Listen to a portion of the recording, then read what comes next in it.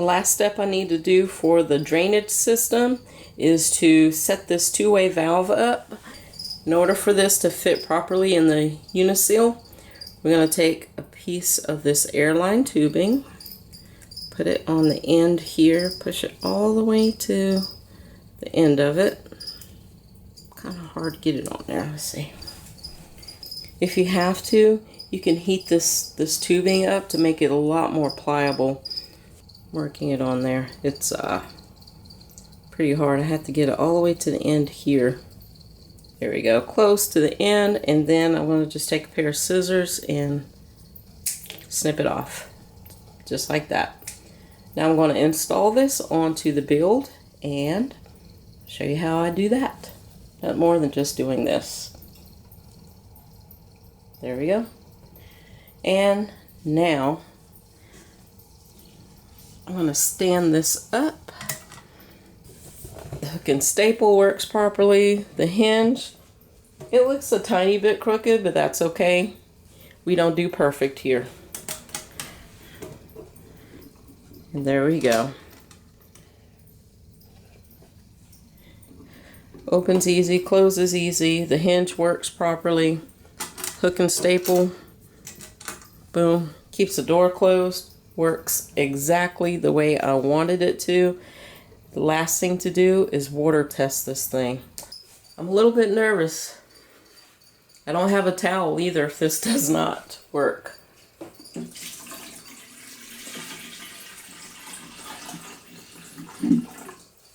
Alright, that's about as far as I can go with that. Alright, got a couple paper towels here. I did spill some water. Maybe I should have poured it in laying down.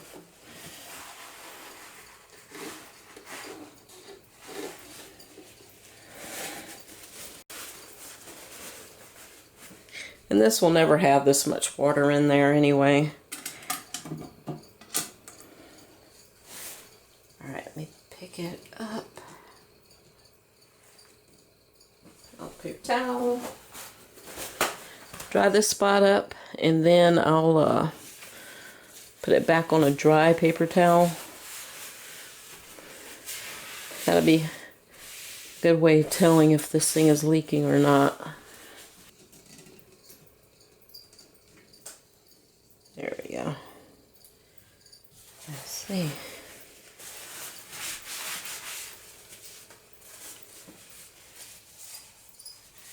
Okay, yeah, it's definitely leaking.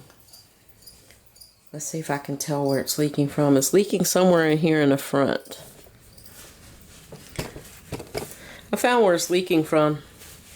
And it's not from anywhere from where I built it. It's leaking from underneath this. And I've heard of people saying that the tops aren't that well because water sealed, because most of the pressure is on the sides and the bottoms of these. So I'm going to let this dry out the full 24 hours and then reseal it from the inside underneath this frame here. And then tomorrow I'll do another water test.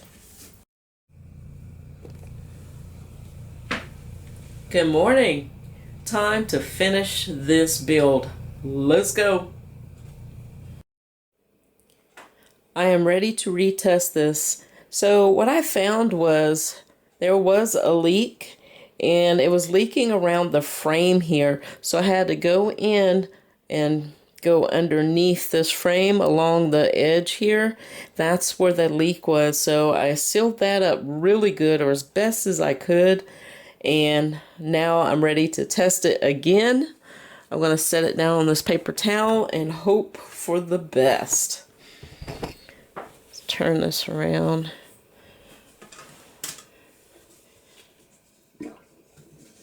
Please be non-leaking.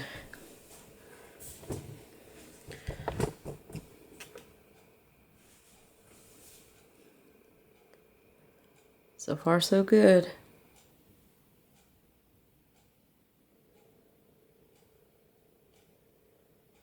I think I fixed it.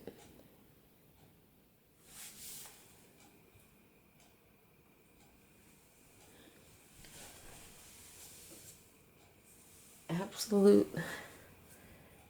I think I fixed it. Yahoo! Yes! Success!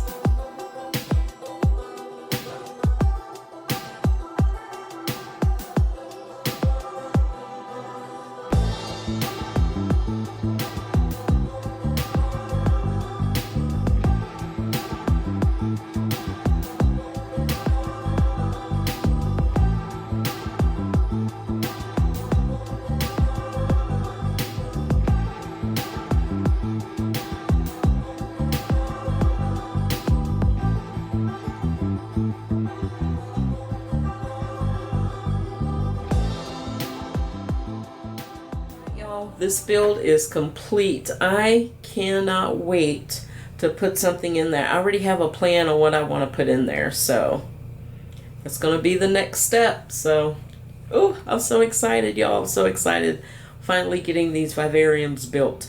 So I have this one built. My next one is going to be the 10-gallon one, and I'm going to be doing the same concept with this one as I did the 5-gallon one, the small 5-gallon one.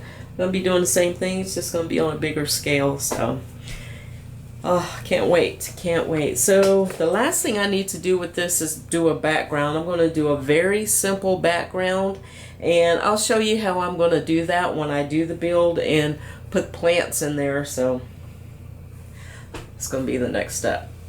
Thank you for watching. If you haven't already, make sure you hit that subscribe button. And I will see you all in the next video. Bye.